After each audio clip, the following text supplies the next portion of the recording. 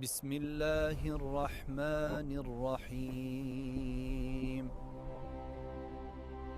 کر کے لرز جاتا ہے۔ لیکن ایک دن ایک ہوا آئی اور پوری قوم کو اس طرح اڑا دیا جیسے مٹی کا ایک ذرہ ہو۔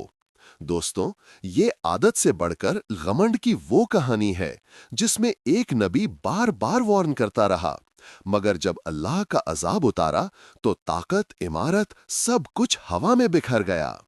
یہ ہے ہود علیہ السلام اور قوم عاد کی واقعاتی کہانی، جو اگر آپ نے آج نہ سنی تو شاید زندگی بھر کا سبق کھو دیں گے۔ بسم اللہ الرحمن الرحیم۔ دوستوں، آج ہم بات کرنے جا رہے ہیں ایک عظیم نبی حضرت ہود علیہ السلام کی۔ یہ کہانی ہے عاد قوم کی جو اپنی قوت، طاقت اور گھمنڈ کے لیے مشہور تھی، اور ایک نبی کی جو انہیں اللہ کے عذاب سے بچانے کے لیے بھیجا گیا۔ قوم عاد روب الخالی کے ریگستان میں رہتی تھی۔ ان کے گھر پہاڑوں کو تراش کر بنائے جاتے تھے۔ ان کی لمبائی اور قوت عام لوگوں سے کہیں زیادہ تھی۔ وہ کہتے تھے، ہم سے بڑا کون ہے؟ ان کا گھمنڈ ان کو اندھا کر چکا تھا۔ اللہ نے ان کے بیچ ایک نبی بھیجا، حضرت ہود علیہ السلام نے انہیں اللہ کی وحدانیت کی طرف بلایا۔ وہ کہتے، اے میری قوم، اللہ سے ڈرو، یہ سب نعمت اسی نے دی ہیں، اس کی عبادت کرو، شرک مت کرو۔ لیکن عاد قوم مسکرا دیتی، ہنس دیتی، کہتی، ہود، ہمیں کیا خطرہ ہے؟ ہم سب سے طاقتور قوم ہیں۔ انہوں نے ہود علیہ السلام کو جھوٹا کہا، جادوگر کہا، اور کہا کہ اگر تم سچ کہتے ہو تو ہم پر عذاب لے آؤ۔ حضرت ہود علیہ السلام نے انہیں بار بار سمجھایا، لیکن انہوں نے اپنی ضد نہ چھوڑی۔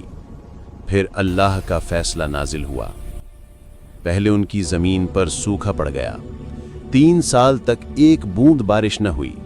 زمین پھٹ گئی، جنگل سوکھ گئے، رحمت کا دروازہ بند ہو گیا۔ لیکن عاد قوم پھر بھی گھمنڈ میں ڈوبی رہی۔ پھر ایک دن آسمان پر ایک عجیب سا بادل نظر آیا۔ وہ سمجھے کہ بارش کا بادل ہے، مگر ہود علیہ السلام نے کہا، یہ بادل عذاب کا بادل ہے، رحمت کا نہیں۔ اور پھر آئی ایک ایسی شدت والی ہوا جو 7 رات اور 8 دن تک چلتی رہی۔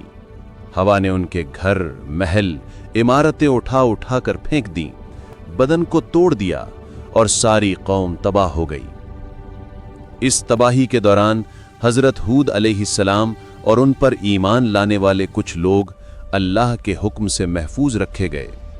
جہاں ہر طرف تباہی تھی، وہاں اللہ نے انہیں امن اور پناہ دی۔